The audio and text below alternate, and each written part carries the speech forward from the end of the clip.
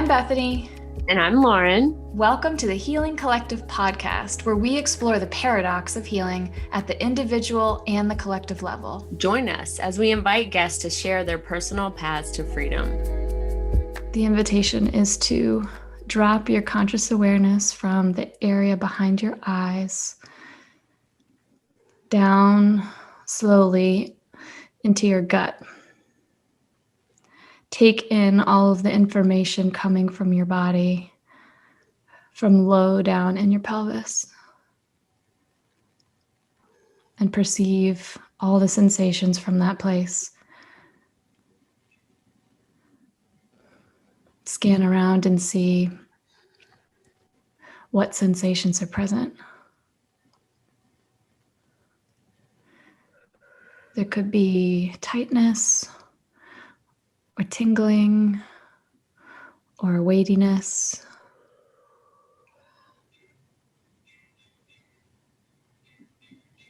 It could feel dense or it could feel light.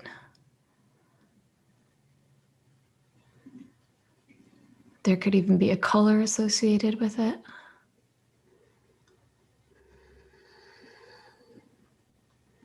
And just see what you notice. And as you're noticing the sensations, see if you can welcome them.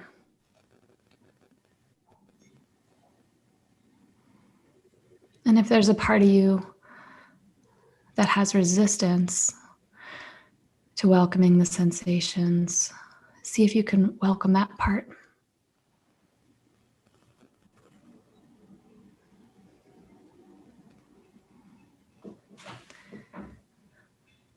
And now envision some movement of the sensations.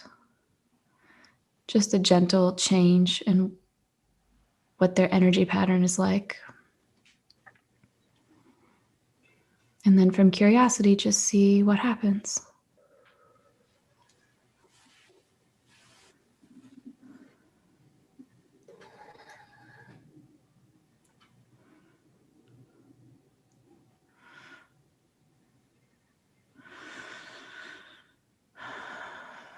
And take a couple of conscious breaths in through your nose and out through your mouth.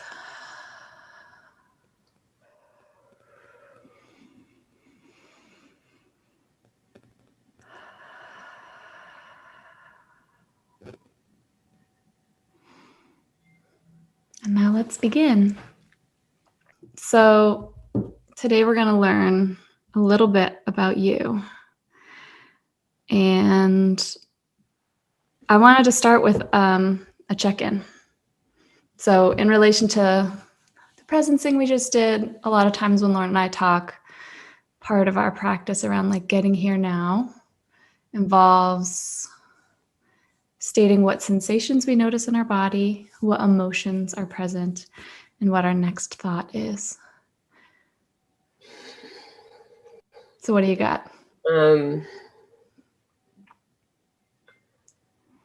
I have like a dryness around my mouth, some tingling between my legs,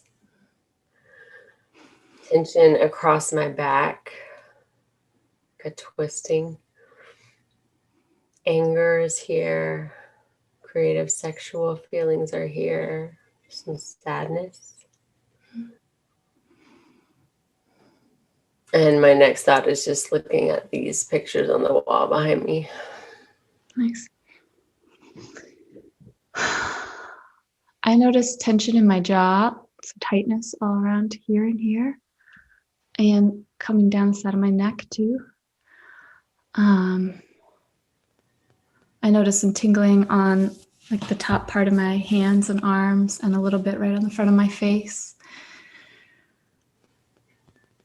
And the sensation of my teeth feeling heavy. And I notice joy and anger and a little fear, feels like excitement. And yeah, that's what's present. And my next thought is I wrote down so many questions that I think are fun. I hope that you think they're fun. I'm real excited. Anytime somebody asks you questions about yourself, it's like, those Facebook things where it's like, what's your favorite color? What's your da-da-da? Like, we just love talking about ourselves, I guess. It's so interesting. Well, I was like wondering about this with you because Finn, my 8-year-old, recently had to do a poster for school, a student of the week poster.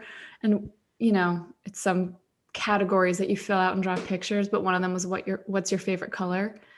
And he took such deep offense to the question. He's like, I don't have a favorite color. And he's like, I'm not going to lie. I'm not going to make something up. I was like, just put gold. He's like, no, it was like out of integrity to do it. Yeah. Like I cannot abandon my authenticity for other people. Like Yeah. I've had that problem, like on every job application I've ever, filled out, or any application or anything that asks questions about me. And it's like, well, there's so many ways I could answer that. Or I know what you want me to say. What about what I actually think? Which one should I put? I wonder how your authentic question answerer will show up in this chat today. I'm sure that's all you're going to get. I was going to say also, just for people listening who know about the Enneagram, I'm an Enneagram 4, so that if you are aware of that, the title that I adhere to is the individualist, but it can also be called the romantic. Mm-hmm. And Bethany, do you want to say what I'm a type 8. I'm a type 8. I'm a very, I'm a 7 wing. So I'm a social subtype. So I'm sort of a counter type for the 8. I like to think of myself as a nice 8. But I am very 80 and very 70 as well. And the other thing I thought about is when, we're checking in and saying our feeling states and stuff, people are probably like, well, why is she angry? And like, why is she afraid? And just want to say that when we check in, we're taking full responsibility for our own emotional state, and we're identifying what we feel without adding story to it, and just trusting that emotions are energy that are always moving through the body. So it's actually counterproductive for us to say, why am I angry or why am I afraid? Because it just adds story, which can just keep us rolling, and fueling the fire of those emotions. And we choose to just feel them and allow them and do some 90-second cycles of them. And something else could be here right now if we checked in again. Emotion, energy in motion. And yeah, we can say what stories we might have about it, but we don't even know for sure. I have an idea of what I'm angry about, but I might be angry about 10 other things. Right. And if I don't allow myself some curiosity to explore, what some of that other anger might be about, if I think I'm right about what it's about, then I might miss some good information. Okay, Lauren, here's your first question. When you roll back the tapes on your life, what is a moment that comes to mind that you would label a moment of deep, deep healing for you?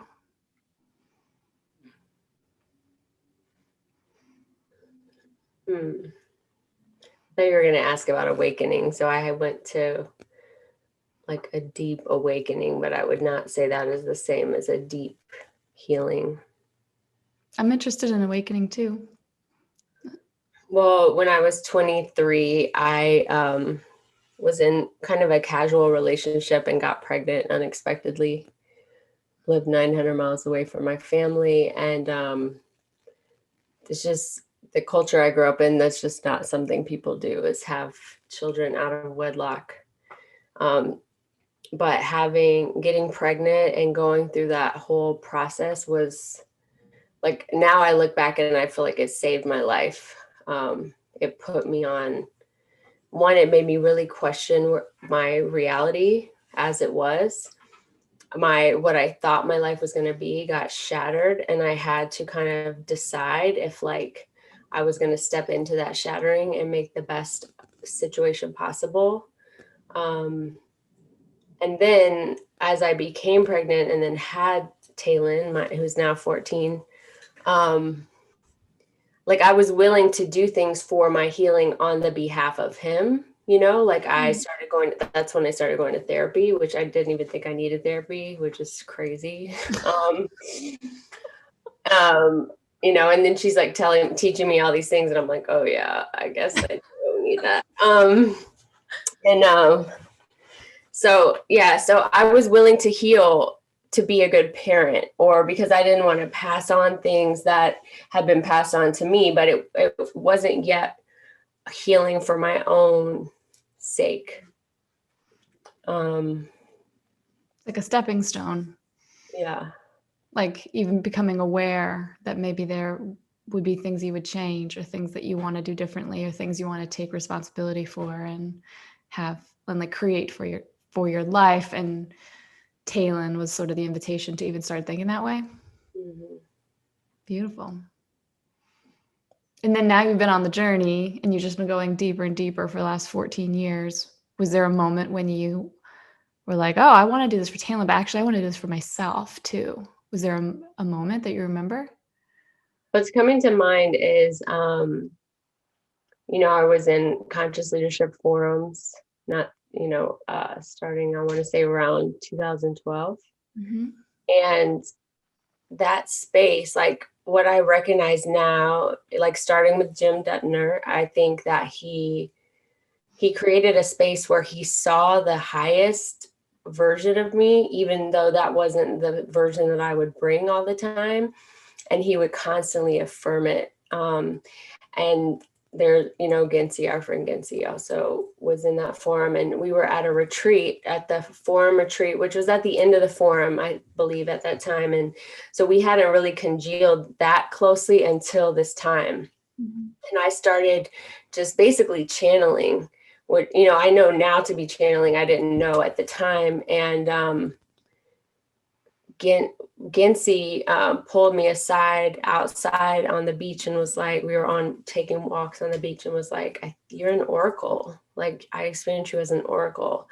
And then at another moment, similar, Jim pulled me aside, and you know how Jim, he just like lets spirit move through him. So he probably wouldn't even remember he said this to me, but he's just like, you have a gift and you need to be coaching people. And just all of that. And then he, just because of the way he reflected, I felt like all these people who in my mindset at the time were like out of my league. I saw them as like wealthy and successful and just way further along in their life than what I was.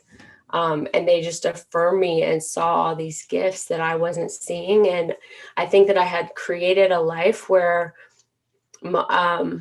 people didn't see me because I didn't see myself. And so to have that experience and to be affirmed in such a deep, holding, unconditionally loving space, I think it allowed a part of me to emerge that hadn't before. I love that. It's my experience too. And I think it's part of why I want to do this podcast, because there's something about like being seen and like holding, like when somebody else reflects something back to you, it helps us see it in ourselves.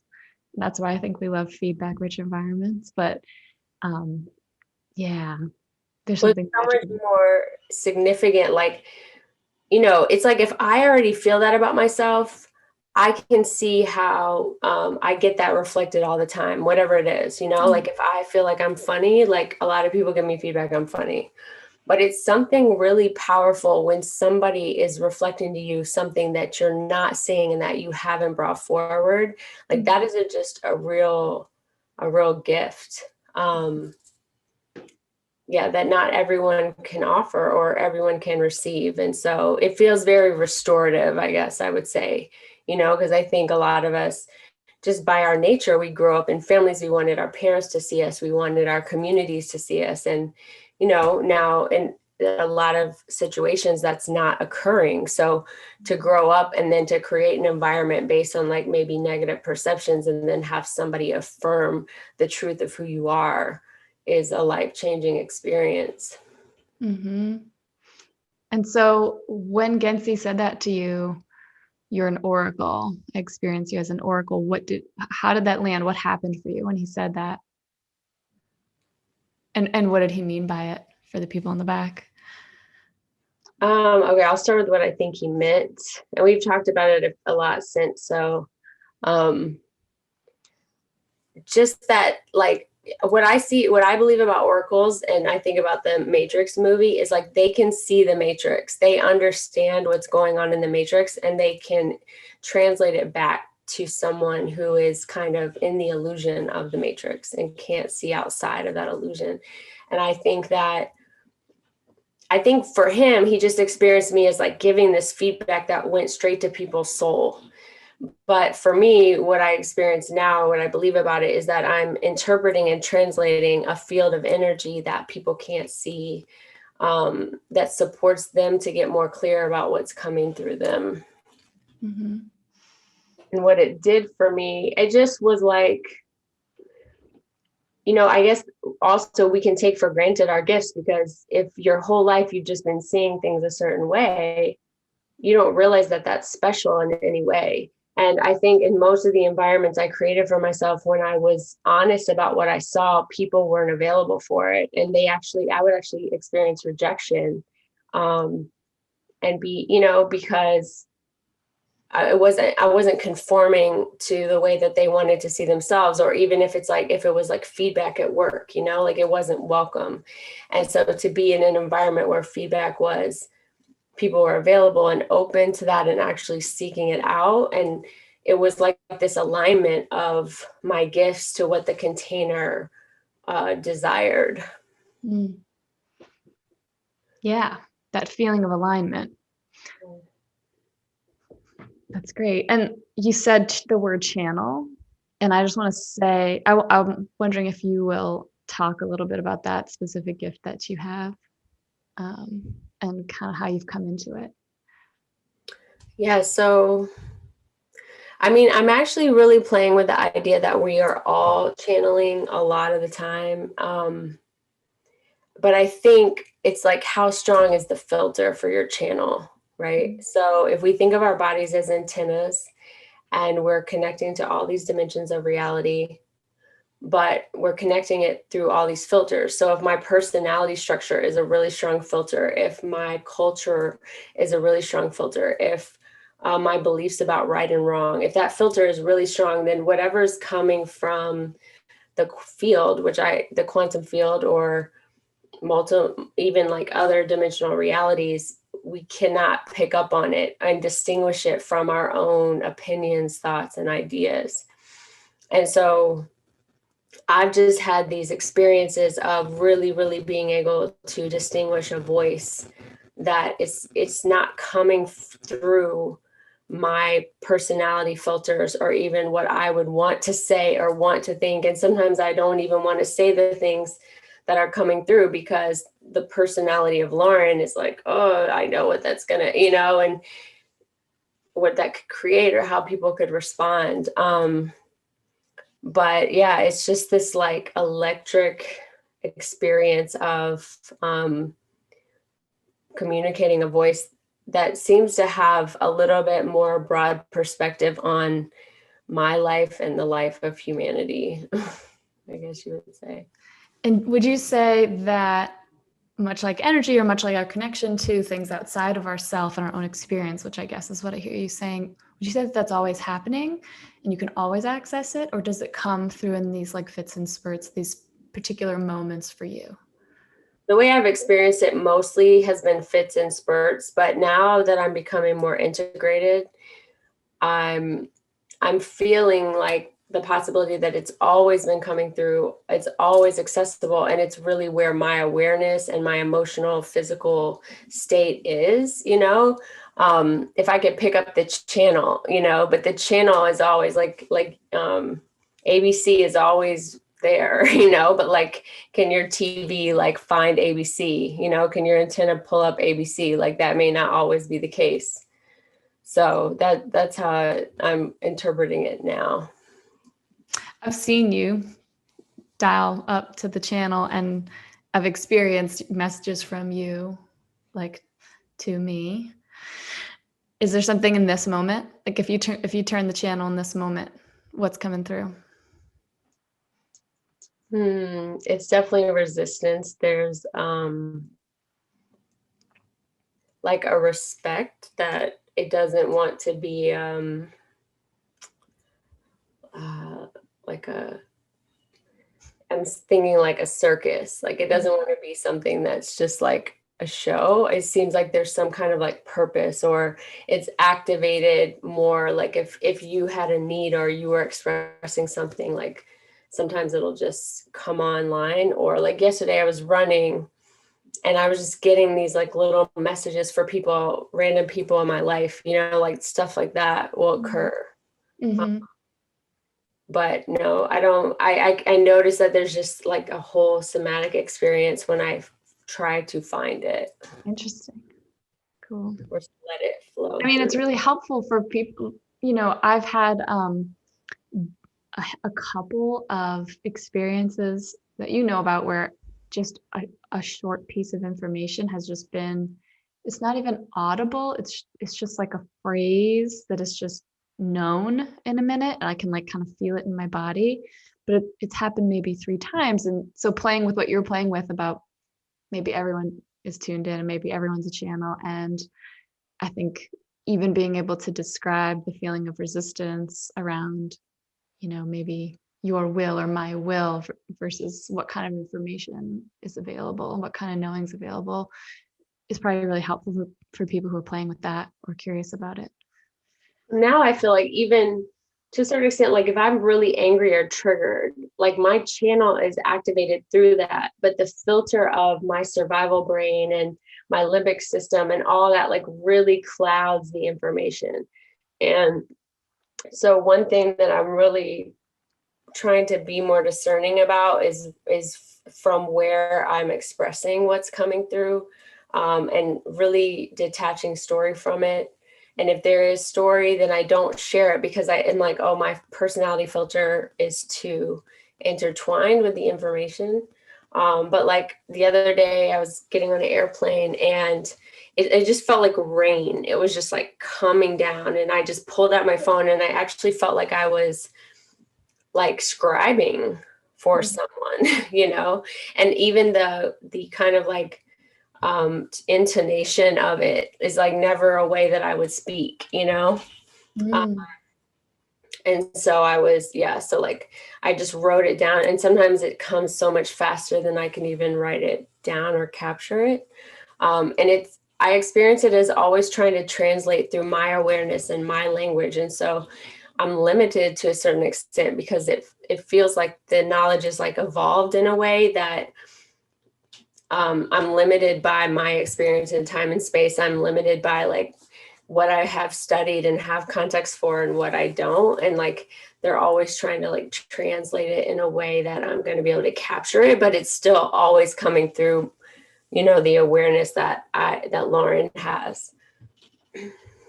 I noticed you use the word from where am I, like from what place am I understanding this or filtering it.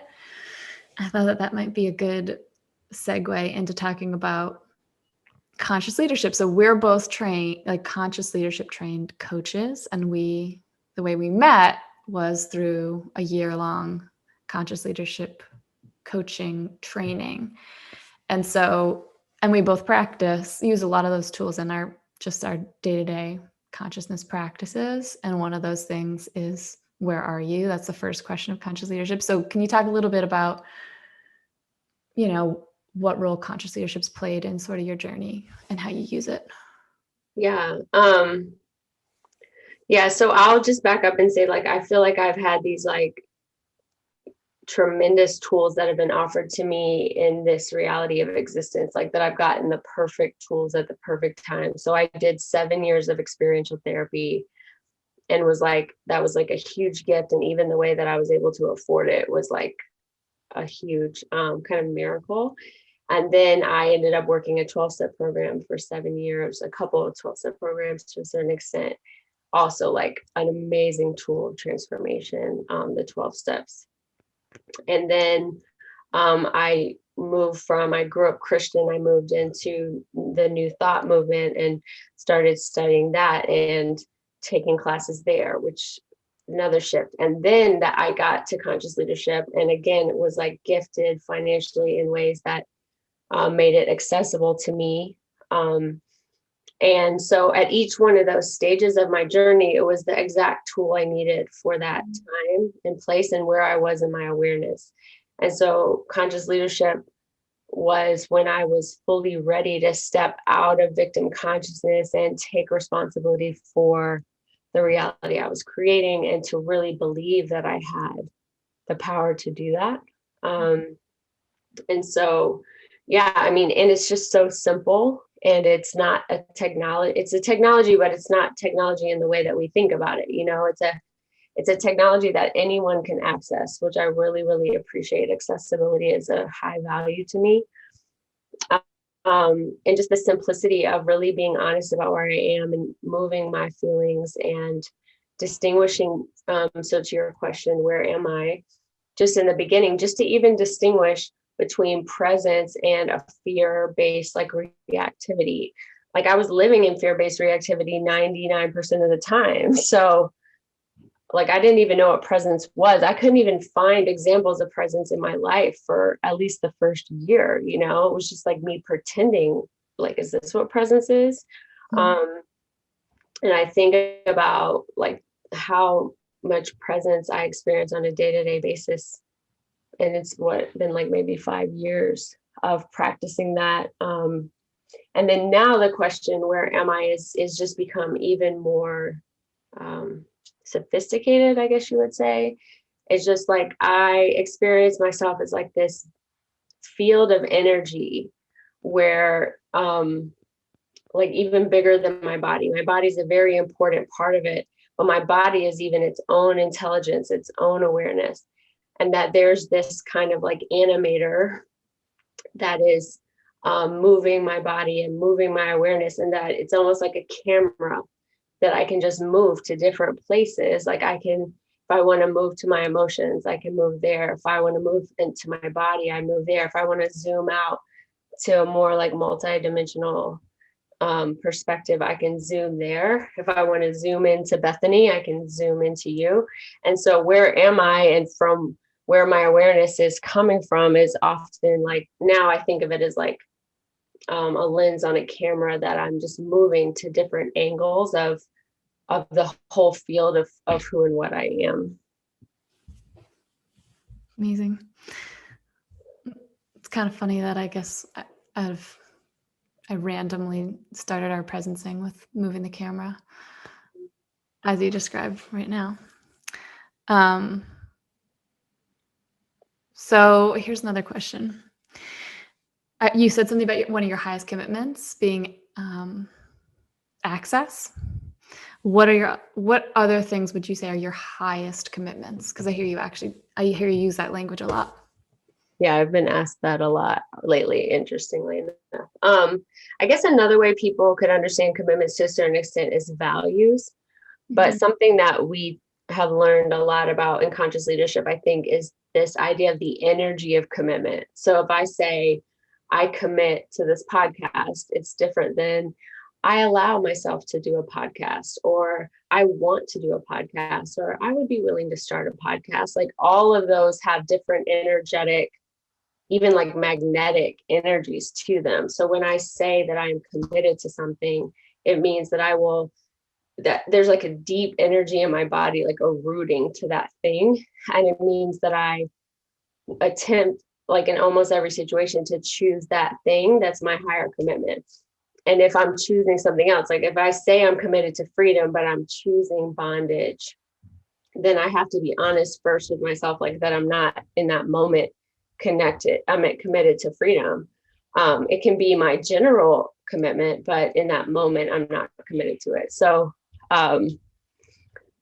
freedom is one of my highest commitments. Connection and relationships is one of my highest commitments. The commitment to ease and flow in my life, which is like honoring the rhythms of my body. Committed to accessibility and agency for other people. So, my purpose statement, like at the end, says that I want to create a world where individuals, organizations, and systems are free and thriving. So most of my commitments and values are in alignment with what's going to support me to be free and thriving, and then what's going to support people around me that I'm supporting to be free and thriving. Mm-hmm. And so I love, first of all, that you have a purpose statement, and that you've I've seen your purpose statements, and I like that you put structure around something that's kind of esoteric, it's like, how am I going to point my energy? And how do you know that you're getting where you want to go? Like, a lot of companies have these purpose statements, that are like so big. So how do you know that you're on track? Like, what are the data points that you are getting that you're like, okay, I'm on track? Supporting individuals, communities, and organizations to be free and thriving. Mm-hmm. I mean, a big one is just my body. Like, there's this huge energetic experience of being in alignment with a person, a thing, a place. It's so clear to me in my body when I'm in alignment, when I'm out of alignment. So if I'm feeling a lot of resistance, if I'm supporting someone or in a relationship where there's a lot of resistance, then I pull back because there's some missing alignment between our commitments or what we both want or how we're seeing each other. And then really feedback I get from other people. Like if I'm working with a client or an organization and they are experiencing more freedom and they're enjoying the work that we're doing and it's feeling aligned, then I feel on purpose in that experience.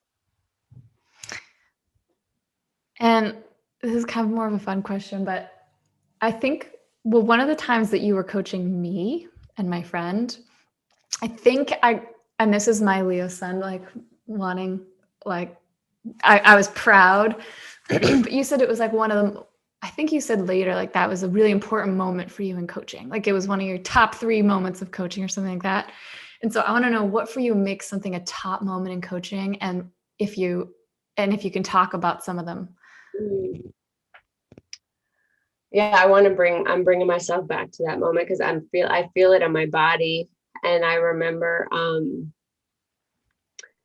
like the specific pieces, and it's related to freedom and it's related to awareness. It's hard to say. There's a part of me that's like, stop talking about yourself like that. But if I was to like really own it, like when I see into people and feel into people, it's like I can go to their very deepest core. So they might be, if the core is like level 10, they might be at level 2 in their awareness, but I can feel what level 10 would be. And I can't control how long it takes them to get to that like deepest core thing but when you get to the core thing, it breaks open and there's this huge like flow of freedom. You can just feel it in the field. And like, it's almost like a pattern ends, or like someone is never the same from that experience. And when I was coaching you and your friend, like that was what happened. It was like you got to your very core. And what was beautiful about that is very rarely in relational situations like teams or pairs do we also get seen in that moment where the other person has an awakening that they're like, see them, the impact that they've been having differently on the person. So it was like you had a moment and then the person had this like awakening of freedom that created freedom in your relationship because they saw and were able to hold you in a way that you deeply needed, which was like a deeply restorative experience. And this kind of goes to my purpose and like bigger things is I really believe in the interdependence of humanity and in our original design. And I believe that we have deeply traumatized ourselves over the last 300 years at minimum, where with the idea of the individual and and just the kind of theology of individualism that lives, especially in the United States of America. And we have just created like this traumatizing experience of relationships where we're just protecting each other all the time.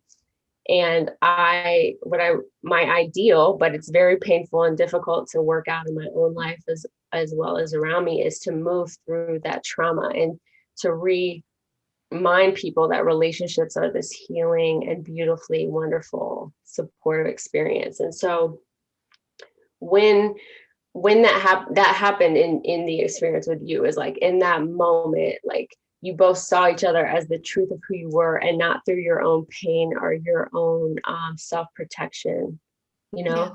Yeah. And I would say, even when I'm coaching people individually, when they have these awakenings that they're the creator of their reality and they stop blaming someone else or something else, and they really, really see for the first time, like how something in their consciousness has been creating it. And it's like they can zoom out 1 degree or 2 degrees from where they are. Like, to me, my whole body is so turned on by that level of freedom and the choice and the agency to know that how powerful each one of us is, and to step out when we step outside of our fear and we see reality through presence and through truth. I was listening to, my family's pretty religious, and one of my family members was listening to this like really Christian service the other day, and they were like, the world is so broken and we're all broken and everybody's broken, and we're just so lucky that God like gave us a chance, basically, and I was just like, I'm gonna vomit, because like what I believe is like you whatever you see is the reality that you create. And what's true for me is that we are not broken, but we do need to shift our awareness off of blame, off of what we don't have, onto like all the ways that everything that's occurring is beautiful and perfect and for the highest good of not just me, but for everyone. But if I'm looking through the filter of what's best for me, like the universe doesn't think that way. The universe is threading a quilt of reality with millions and millions of beings, and probably billions and billions if we even look outside this dimension. And it's the design of that is so intelligent and so much bigger than who we are. It can perceive the future so far down the line. It can perceive all of these possibilities and pull all these data points. And so, but when we get stuck in like our ego mind and we just look at like, because of COVID, I can't be with my family, or because of COVID, I can't, this, or I don't have money to buy this thing. Like, from that state of awareness, the world is going to look really rough. Or from a state where you have a lot of religion and you think there are certain people that are bad and certain people that are good, like you're going to create a reality that feels like it's broken. But that's something you're creating, and you have a choice to create and see and experience life totally differently. I have so many thoughts because one, like going back to that moment for me, basically for me, and you can tell me if this is even how you saw it, but I think my core fears that I won't get what I need. And so I don't even ask for it, or I don't even believe that I will get my needs met. And like all of the tension and tightness around that being a largely unconscious core belief that I'm creating my reality. Like I won't get what I need. Basically I had created so much tension with this person that I'm in relationship with that it was like I was testing that and maybe even looking to prove it to myself again somehow unconsciously. And so when that pattern was coming up so big in my body that I actually couldn't tolerate it anymore. And somehow I asked for this thing that I thought I wouldn't get. I thought there's no way I'm going to get it. In fact, I knew I wouldn't, but I was just like, well, I'm just going to ask. And I thought I was asking to try to like ask for what I most want. But I think unconsciously I was asking to somehow prove to myself again, like, Bethany, you don't deserve this. And so when I asked for this thing and then I got it, it's like I could feel every experience in my life where that belief was controlling my view of things, where that belief was creating the reality, and it shook all of them. It like shook it all up. It felt like movement, actually, like kind of a shaking. And I it's like I could feel it I could feel myself like start to let go of that. And then, a month or so later, I started to deepen into that and deepen into that. And now I feel it every You day. just asking for what you want all the time. and believing I'll get it, and knowing that if I don't get it, I'm actually okay. And so I'm not like clinging and like digging my fingernails in. What's that? You're not desperate for it. It's not a lack. It's not even from a lack that you're asking for the want. Yeah. It's like I'm starting to. It was like a need that wasn't being met. Yes. And I can feel myself expanding, like what I'm willing to receive. Yeah. And it's mind-blowing. It's so different. And those types of, that's healing. That was a deeply healing moment for me. And I didn't even know what was going on. I was so far below the line, so triggered, so scared, terrified. And even when I said that it was one of my greatest coaching moments, I don't think you got, like, you're like, fuck you, probably. Like, no, I didn't have. Well, I don't remember. How might that be true? But I don't remember having a fuck you. I remember feeling proud about it or something and being like, cool, because it was so. Yeah, it fundamentally changed a fear pattern in my body that I feel the results of every day. And that's the type of stuff that's available when you do this kind of work, I think. And part of why that was available wasn't just because I'm in relationship with someone. I call him my co-pilot, but our highest value for the point of our relationship is to use whatever is happening for learning and healing. So, and we hold each other in that.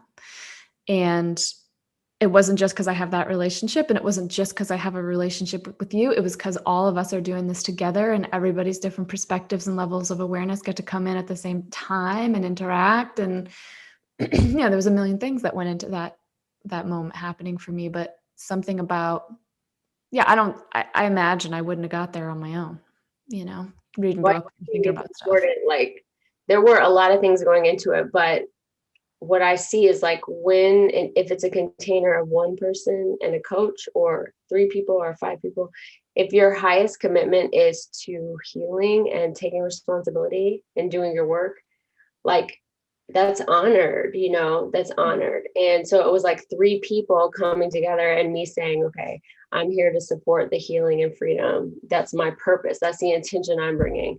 And you having a relationship with this person, that the highest intention is freedom and growth. And then that creating a container that allows healing to occur in a conscious way. Because I think in every relationship, I say this in my, I have officiated a few weddings, and it's like every relational container, even the most simple to the most dynamic, there's an automatic kind of like healing that happens in the alchemy of the energy fields of those people. Mm-hmm. But it can be really unconscious. For most people, it's really uncomfortable. It's like an irritation or aversions, or right. But when you set a container that's conscious and you say, I want to be committed to growth with you, or I want to be committed to love with you, then everything that's happening, you can become aware of, like, oh, this is happening because we asked for growth, or this is happening because we asked to learn love together. And it's more empowering for me, in those containers. Versus like the universe is, I think, always moving in the direction of freedom and healing and evolution, whether we ask for it or not. But it can be really uncomfortable if we're not conscious about what's happening. Can you talk a little bit about, like, we're sort of talking about intentions, right? And what direction and commitments, and what direction are we putting our energy? And can you talk a little bit about your experience around the difference or the balance, or where that meets allowing? Yeah. And like what allowing looks like? Because I know all about like working for something and being committed to something and doing my fucking work, and like that Mars energy, like I know how to go towards, and I've been learning a lot about what if I allow things to happen. And so can you talk a little bit about your relationship to that energetic concept? Well, so first I'll start with Michael Beckwith coined like the 4 quadrants of like consciousness. And it's to me consciousness, which is victim, by me, which is creator, through me, which is, surrender, and as me, which is oneness. That's an oversimplification, but you can Google it and learn more if you want to know about it. And to me, all of those quadrants are just like places where you can place the camera lens in your awareness and how you can experience life. And they're all important and valuable angles. But if you stay in one angle too long and there isn't balance between the angles, something occurs, a stuckness. So for example, if you stay in victim consciousness too long and you are never accessing creator consciousness or this surrender and co-creation trust consciousness with the universe, like you're missing experiences of reality, right? Mm-hmm. And so what you're specifically talking about, right, is in our culture, especially around this idea of like individualism and all the things that we can access as being Americans, we are taught like if you want to, create money, then this is what you need to do. You go to college, you get high grades, you create this high resume. And there's a subgroup, a pretty large subgroup of Americans who really thrive in that construct. And they start to feel like they can do anything, and there's no limits for them. And there's all these, ramifications for that. But usually you hit a wall in that consciousness, right? There's something that you try to create that you don't get, or your life blows up in a way that you never expected. And it kind of, if you're conscious or you're willing, it'll bring you to your knees. And the point of that is for you to remember and know that form follows formlessness, and that there's a quantum field of intelligent reality that's infinite and eternal, and is so much bigger than your individual experience. And that there's a part of us in our beingness that needs to surrender to that and know that. And then there's in an entirely other level where you can become one with that and know that you are that all the time, which is as me. So I think in our culture, we see people either very much into me or over and by me to the point they never want to be victims. They never want to acknowledge the ways that they have experienced victimhood. And there's all types of healing, right, and integration to that. So even the example that you gave before, you had to acknowledge the one in you that probably got crystallized when maybe you were 6 years old, that was like, I never get what I want. And that was crystallized in your conscious awareness. And you were creating all this stuff from that. So going back to that victim, allowing her to feel that, allowing that victimization to be there, and then creating a restorative experience with someone that you were co-committed to and trust and love. Like, I believe that not only integrated your consciousness, but it could have been healing to an entire timeline in the field. And so that is the power of accessing our victim and acknowledging our victim, and then not getting stuck in creator and getting to a point of true surrender and co-creation with what is, like flowing with life instead of against life. Because sometimes what we want, I think we see this in like, the environment, right? Like what we want, have wanted as humans is we want things immediately. We want lots of power to power our cities.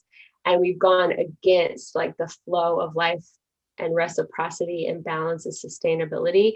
And so now we're getting some pushback, right, from nature, from the reality, to show us like we're not in alignment with the flow of life. We're not in balance. Yeah, what you're saying lands really strongly. And for all the other 8s out there listening, I started to learn all of these tools and models and have a more understanding. And I know Lauren's moving through like a lot of different models and like,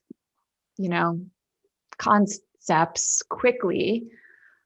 But I knew right away when I heard this idea of, okay, the conscious leadership model of above the line and below the line is related to that victim consciousness would be below the line where you're disempowered and you're sort of at the effect of your life, versus creator consciousness is above the line where you take responsibility and you go out and you create things and you do things and you decide what you want and you own that you're co-creating your life. When I heard about that, I was like, ooh. And I immediately just wanted to get even more. I wanted to be out of victim consciousness. I was like, okay, my goal is to be out of victim consciousness. You making that decision, and that means I will never be that again. And I will never be needy again. And I will never be, feel like I don't want to be rejected. I don't want to have that feeling anymore. I don't want to feel weak. I don't want to feel like I'm too much. And like so many different things. And I think at first, without realizing it, I just jumped into, a lot of it looked like above the line behaviors, and even decisions and even embodiment, but maybe for this reason of to avoid feeling my feelings and like actually acknowledging that victim consciousness is in me. It's here, it happens. And so for me, being an 8 and all, certain things in life come, like I've always figured out how to get jobs. I've always figured out how to put together enough money to pay the bills. And there's so much get up and go inside of me and a lot of creator energy. I was just avoiding victim stuff to the point where I was just Xing it out. I was just like annihilating the parts of me that actually are needy and do feel at the effect of things. And so my path has been really moving towards that. And that's been a lot through your invitation to do that and your modeling actually of like, okay, what victims are here? What victim personas are here? What do they need? What's happening with them? And so going more and more into my own victimhood and allowing that more and feeling that more is actually what allows me to be able to shift between those 4 different quadrants of consciousness in a more easeful way, I guess. Yeah, we can really get stuck. Like we hit a wall. Like you can't get to a place where you trust something you cannot see, which is what we might say if we trust the universe, we trust the field. You can't trust that if you don't risk like testing like if I don't create this, if I don't force it, like what would happen, right? But a lot of times if we get stuck in that creator, like we're not willing to risk that, or we keep pushing. And because we've X'd out these victim personas and these victim parts of us, we keep pushing from a pattern that doesn't allow for infinite possibilities in the field. And it's just like there's like 1 or 2 paths that we create, and none of those are working for us. So, and just mine was the opposite. Like as a 4 and a shame pattern, like victim consciousness was my safest, most comfortable place. And feeling, and I have not been without some significant challenges, as have you. And seeing for a long time, just constantly seeing like life isn't for me, like life is against me. Like, why do I continue to have all of these experiences that are so painful? And getting to a place where I took responsibility for how I was participating. And even now, the way that I look at all those experiences is like, I believe that probably my highest calling in this life is ascension, to like see through how many levels of awareness can I experience in one lifetime. How much can I go from like, I don't know how to describe it in words, because I don't want to make it hierarchical necessarily, but I think I wasn't aware that ascension was such a high part of my soul's contract. And because it was, I had to be activated and have all of these initiations, and I'm constantly being initiated into new levels of awareness. And now I see them as initiations. I still don't enjoy them often, but I'm aware, like, and I remember I was coaching this guy and he was having some issues with his wife, and I asked him, I said, well, it really matters what your highest commitment is. Like, if your highest commitment is harmony with your wife, then the feedback looks one way and what you create looks one way. But if your highest commitment is freedom and liberation, then how you show up and how you respond is totally different, right? Because if your commitment is liberation, then you're using that relationship in service of your own awakening. If your highest commitment is harmony or peace or a romantic design, then you're going to prioritize what's going to keep that going between you and the other person. And so I'm just saying, like, when I really refocus my awareness that my life contract is here around ascension and freedom and liberation, then it shifts the way that I look at the things that are happening to me in any given day or moment. When you say this idea or this experience of the universe being friendly, and balance that with, real suffering, like there's real victims, there's real suffering happening, and even our interest in wanting to experience the universe as friendly. What do you say to people, or what has been your path around, when you have these high visions of things and you have these ideals, and even like your chosen path in this life is around ascension, when it's so big and you want to move in that direction, how do you avoid bypass? How do you avoid, using these cool ideas, this like freedom as a concept and ascension and alternate states of consciousness? How do you avoid, or how do you coach people to not basically bypass their life and try to get out of their experience and get to this other thing? Yeah, I think that's also been a really big part of my contract. So, I've experienced a lot of levels of personal suffering, and I've worked in communities where suffering and victimization is really real and really high. And people's survival is at risk constantly. And, but at the same time, I've had these heightened states of complete bliss and out of this world connection to all that is. And so, it's the paradox of duality.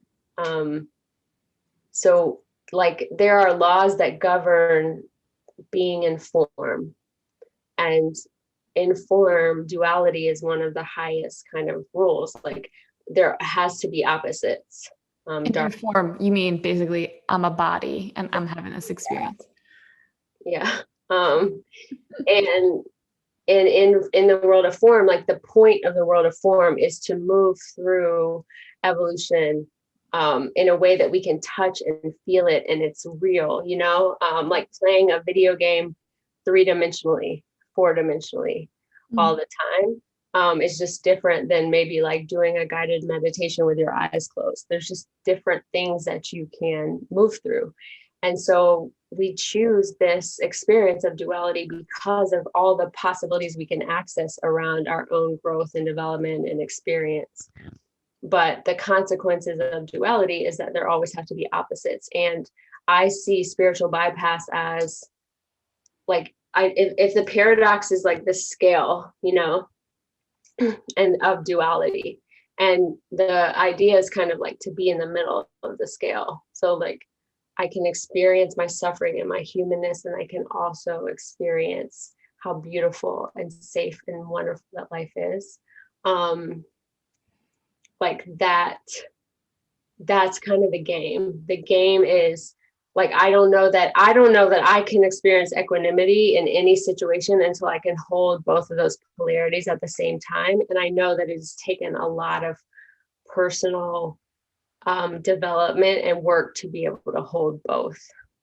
So, that, I taught on the west side of Chicago for 13 years and was a principal, and I have deep, deep relationships there. And I had lost 3 of my kids within 2.5 weeks of each other, 2 of the girls being first cousins and dying in tragic ways, and literally going to a funeral with this family, on Monday, and then the next like Wednesday, going back to the same church with the same family to bury another one of their family members. And the suffering was so deep for them, for me, And like having this experience of being able to hold that, and then also know that their transitions were perfect, and that it was just a part of their plan, and actually feeling the somatic truth of that, because I know it as an experience, not because I'm telling myself that to convince myself that it's true. Mm-hmm. Like when my dad died, also this year, like holding the sadness and the loss and the grief and his agony and his disease, but also like the truth of him being eternal, and his soul like existing forever. And I think it's a very it's a fine line. Yeah. And I wonder if people who use a lot of spiritual bypass, they just haven't allowed or suffered very much, or allowed themselves to be connected to suffering, because they feel like they're going to lose themselves in it. And so I wonder if that's what creates that polarity. Mm-hmm. What are the things that you're aware of right now? What are the parts of you that your story is like have not fully integrated? Like what are the things you're working with right now? Like where is suffering for you, and what are the lessons that the universe is conspiring to teach you? Well, I would say my Achilles heel, I guess, my whole life has been any kind of intimate relationships. Which is why we're best friends. We're doing the same stuff. Great. And I've done a lot of deep, important work around that, but I'm trying to think of like what would be the lesson in this moment. Mostly right now, I'm just really connected to the ways that I've betrayed myself, and the ways that I have like not protected or been aware of the boundaries of my own energetic container. So what that looks like is, I had done all this work to quote unquote like heal from past relationships. I didn't date or even have sex for like over 6 years. And then I got in another relationship that it was like a soul connection. Like it was an experience that I've never had before. I would literally like vibrate. It was more than romantic or attraction that was there to a certain extent, but it was something different for me. And I felt so ready for that. And I felt so ready to give my all and like be committed to that. Like I never really cared if the other person wanted that our container was aligned, that we were committed to the same things, that that they even could really honor or see the gift. It's really like similar to that restorative experience that you're talking about. Like when you're have created space in your field to be deeply relational with another being, like that is to me one of the greatest, most healing gifts that we can offer someone. Mm-hmm. And also like my body was really healed. Like I was just, I look back and I'm like, I was just kind of like, had really just protected my space and my energetic field and healed a lot of things. And I was like, here, I'm going to give you all of me. I'm going to give you all the precious parts of who I am. I'm going to give you, my sacral connection, and I'm going to like attach to you deeply. And the person wasn't ready. That wasn't where they were, mm-hmm. And I wasn't available to see that honestly, or I hadn't learned enough lessons about the consequences of that. And so now I'm kind of like on the other side of seeing like the way that it's drained my life force, the way that like physically that I have, been affected. And then also just like there's a lot of grief that I don't feel that this person has really seen the beauty and the truth of who I am and the gift that I brought to them because of where they are in their own awareness and their own path. And like this lesson of like meeting and being honest with where people's awareness is, And even if you can see the truth of who they are, like if that's not what they're committed to, if that's not where their willingness lies, if there's misalignment, then it's just going to create, drama.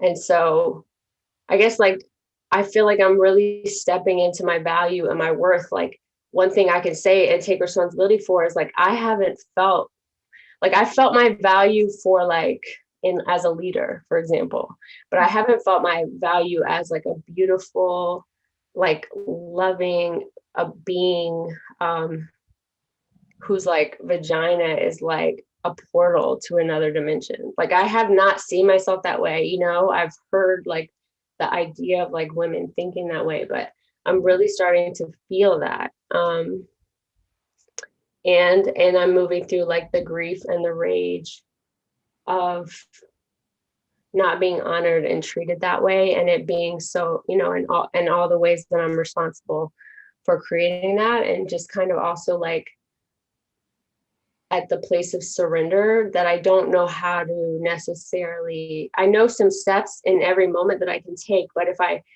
go into my mind and try to fix it or try to control the way the relationship goes or figure it all out, I know I'm just going to create more of the same. But I can feel myself like creating some energetic boundaries of safety and protection, and like being more honest with myself about, and whereas before I think I would just push past it and I'd be like, I love this person, like I'll just source my own safety. And I'm just also really like, we really are energetically connected. Like there are really energy fields around each of us that are dynamically moving, and they're impacted by each other. Like we can't pretend like it's just me and I have control over everything. Like, no, there's this whole thing that's going on. And so being more responsible and aware of like my field and what comes in or out of it. Yep. Good. All right. Okay, I have a couple other questions.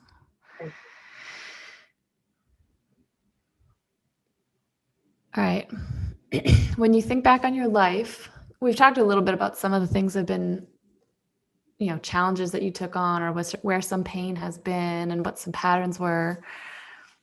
When you think back on your life, what key moments in your memory are like the most brilliant and the most beautiful? Like what are some moments that were just ecstatic?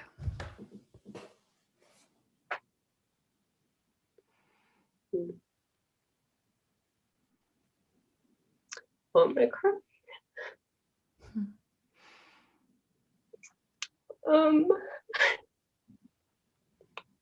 The one that just came to mind was on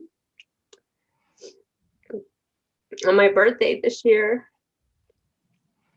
I just had this opportunity to be in these really beautiful spaces, and I was at this gorgeous like mansion in Boulder, and I had a hot tub, and I just got out of the hot tub, and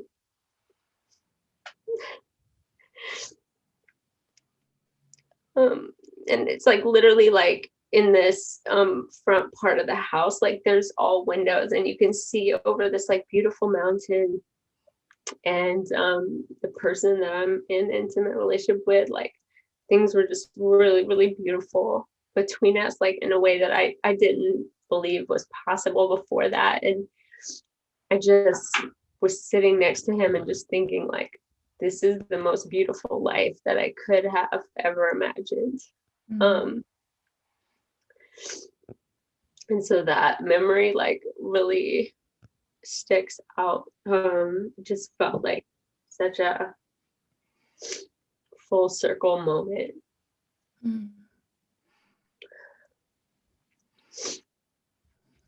Yeah. I have a lot of emotion moving around that, so it's hard for me to go into another one. I just want to complete this energy.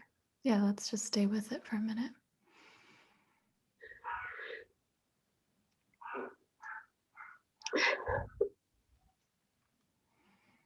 And what's coming up is that, in the places where I've had the most suffering, like, even though I can see this in so many other people, there are ways and moments that I stop believing that moments like that are possible. Like, I might believe that they're possible in my work, but not like in this other area, and I lose hope in all of the possibilities that the universe can create. And I start feeling like everything's up to me, and I need to make the right decision, and I need to, be more responsible or whatever, and figure out what the path is. And I think that moment was like, it was like a moment that I could have, and just everything even leading up to the way that why we were there and all that, like, I couldn't have ever orchestrated anything like that in my wildest like requests of the universe.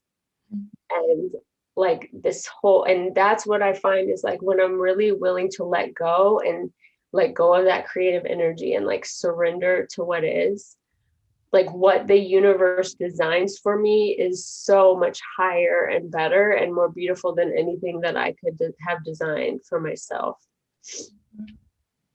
And I guess I needed that reminder today. Is there anything else that you want our podcast listeners to know about you? I feel like I just want them to know like the basics, kind of like I'm 38 years old. I'm a Leo. I have Same. Keep going. Let's see how many things are the same. Go. I'm raising, an amazing 14-year-old son with a co-parent who's also amazing. And that's a miracle that we're saying that and we have that experience. I have a sister named Jacqueline who's 14. 14 years younger than me. She's not 14. I have a brother. Today's his birthday. Who's 4 years younger than me. And I grew up in Fort Walton Beach, Florida, in like a really southern town, and really just never. I just was always like, I am in the wrong body. I am in the wrong life. I am in the wrong family. I'm in the wrong everything. Only to come around and see that it was all exactly perfect and perfectly designed, and I think like the image, the Metatron's cube on our podcast logo, right? To me, the Metatron's cube protects the flower of life, and the seed of life, which is, the beginning of life. But it's the design or the perfect blueprint that's woven around that seed and that flower. It's what we can trust and rely on. It's what, when we aren't experiencing flow, it just represents that thing that exists, that perfect design that's always available to us if we're willing to trust it, surrender it, let go of the things that are keeping us from connecting to it. And so this podcast is called the Healing Collective Podcast. And it feels like healing, and that's like a beautiful experience. I think it feels like growing to a certain extent. It feels like what a tree feels like, becoming itself. Maybe becoming is even a better word, but all we're really doing is becoming aware of the design and getting more in alignment with the design, because the design takes into consideration the collective. Mm-hmm. It considers everyone's needs, every being, not even just human beings, right? Nature and animals and all that is, even if you believe in interdimensional experiences. So to me, the reason I'm here is because I am learning how to navigate that field and to navigate that blueprint and to experience more alignment in it and what it's like. There's a real transition point even if in my family, for example, to a certain extent, we've been real out of alignment relationally. Our design and our blueprint has been out of alignment. We've caused each other a lot of pain and suffering, but we have a collective intention to get more in alignment with each other. As we move towards that, it's really uncomfortable. There's a lot of things that it requires of us. It's not pretty and perfect, and you don't tie it with a bow. You don't go from point A to point B. You don't create a strategic plan. Like, it's just not like that, you know? But we're coming from this consciousness of where we've learned, like, if I want to create X or Y, I just need to figure out the strategy and all the steps to create that. But humanity and relationality and interdependence is very dynamic. And it just doesn't work like that. The blueprint of life doesn't work like that. And so I'm here to support myself and others to get more aligned and more connected to what is the blueprint doing, and to trust that blueprint, because I believe it will allow us all to experience more balance, more peace, more harmony. I think it can support our environment to feel more balance and more harmony and all the things around us. So yeah, I think that's where I'll. Thanks for letting us see you. Thanks for letting me be seen. All right. Until next time. Hey everybody, if you've got any feedback for us, we welcome it, or ideas about future guests, email us at healingcollectivepod@gmail.com. Our website is thehealingcollectivepodcast.com. We are at Healing Podcast on Twitter, and we are at Healing Collective Podcast on Instagram. Special thanks to Monda Creative, who edits all of our podcasts, and Two Tall Women Productions, who produce. Thank you.